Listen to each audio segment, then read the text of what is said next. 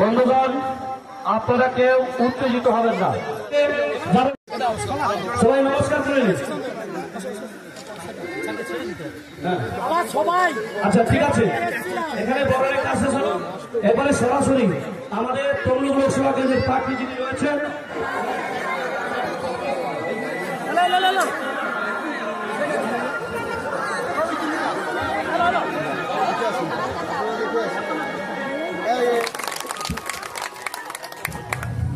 স্বপন জানা মহাশয়, 17 নম্বর বুথের সভাপতি স্বপন জানা মহাশয় পুষ্পস্তবক দিয়ে আমাদের প্রার্থীকে বরণ করে নিচ্ছেন। আমাদের 15 নম্বরের বুথ সভাপতি সুখদেব জানা, পুষ্পস্তবক দিয়ে বরণ করছেন সুখদেব জানা। পিএস প্রমুখ আমাদের বিশ্বজিৎ সামন্ত পুষ্পস্তবক দিয়ে বরণ করে নিচ্ছেন। রঞ্জিত সামন্ত পুষ্পস্তবক দিয়ে বরণ করে নিচ্ছেন। বিকাশ আমাদের যুব মোর্চার ভোট দিতে পারেন। যদি কোনো গন্ডগোলের আশঙ্কা করেন তাহলে আগেই আমাদের সংগঠনের নেতাদের কুইক রেসপন্স টিম বা কিউআরটির জন্য বলে রাখবেন, যাতে এখানে অন্তত একটা কুইক রেসপন্স টিম থাকে। এটা মুসলিমদের প্রতি দেখানো যে দরদ সেটা ধরা পড়ে গেছে, কারণ এটা দেখানো দরদ, এটা প্রকৃত দরদ নয়।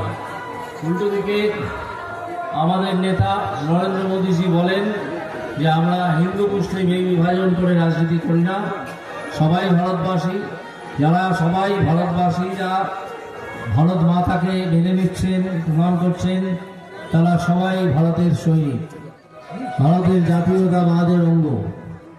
তাই আপনারাও এই যে ভাওতাবাজি মুসলিমদের নিয়ে মমতা ব্যানার্জির, সেই ভাওতাবাজিতে অঙ্গ হবেন না। এছাড়াও মমতা ব্যানার্জি অন্যান্য ভাওতা দেয়। ইতিমধ্যেই দেখবেন অনেক জায়গায় লক্ষ্মীর ভাণ্ডার বন্ধ হয়ে গেছে, বন্ধ করে দিচ্ছে, কারণ পশ্চিমবঙ্গ সরকারের কাছে টাকা নেই। লক্ষ্মীর ভাণ্ডার বন্ধ করে দিতে হচ্ছে, কারণ পশ্চিমবঙ্গ সরকারের পোশাকারে টাকা নেই বলে তারা অন্যান্য সব বাহানা দেখিয়ে এটা বন্ধ করে দিচ্ছে। কিন্তু আপনারা জেনে রাখুন, 2 বছর বাদেই ভোট, সেখান থেকে আমরা তাদেরকে দূর করবো, তাড়িয়ে দেবো। এরা যে পরিমাণ চুরি করেছে, চাকরি চুরির টাকা, খাদ্য চুরির টাকা, অন্যান্য নিয়োগে টাকা চুরি করেছে যেভাবে, এবং প্রতি মুহূর্তে এরা যেভাবে তোলাবাজি করে, কাটমানি চায়, দালালি চায়, তাতে এই দলটা একটা তোলাবাজ, দালাল, দুর্বৃত্তদের দল হয়ে উঠেছে। ফলে এদেরকে পরিত্যাগ করতে হবে, এদেরকে এই মাটি থেকে, বাংলার মাটি থেকে উপড়ে ফেলে দিতে হবে। সেই শপথ আপনারা আজকে নিন। ভোট এসে গেছে, 25 তারিখে আপনারা দলে দলে বুথে গিয়ে ভোট দেবেন। আমি এই তমলুক লোকসভার প্রার্থী, এই এলাকাটা তমলুক লোকসভার মধ্যে পড়ে, তাই আমি এসেছি আপনাদের সঙ্গে যোগাযোগ করতে এবং আপনাদের কাছে আবেদন করতে যে এবারে সকাল সকাল 1 নম্বর বোতাম টিপে, 1 নম্বর বোতাম হচ্ছে বিজেপির পদ্ম চিহ্ন, যে চিহ্নে আমি দাঁড়িয়েছি। কাগজ দেওয়া হয়েছে জেটি এবং নদীবাঁধ নির্মাণের কথা, এটা আমাদের মনে থাকবে এবং দেখা যাক রেজাল্টের পর আমরা নিশ্চয়ই এটা নিয়ে চেষ্টা করব। আপনারা শুধু একটা কাজ করবেন যে এই সম্পর্কে একটা ছোট চিঠি আমাকে উদ্দেশ্য করে লিখবেন, যদি আমি জিতি তখন, তার আগে নয়।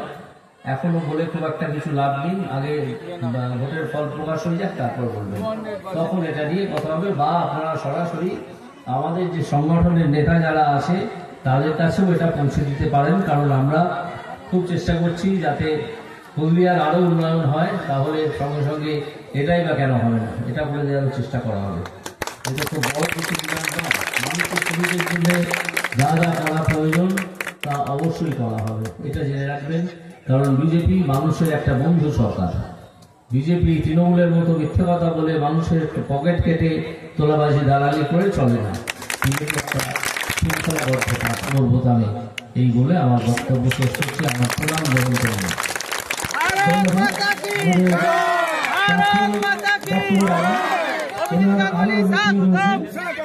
ধন্যবাদ।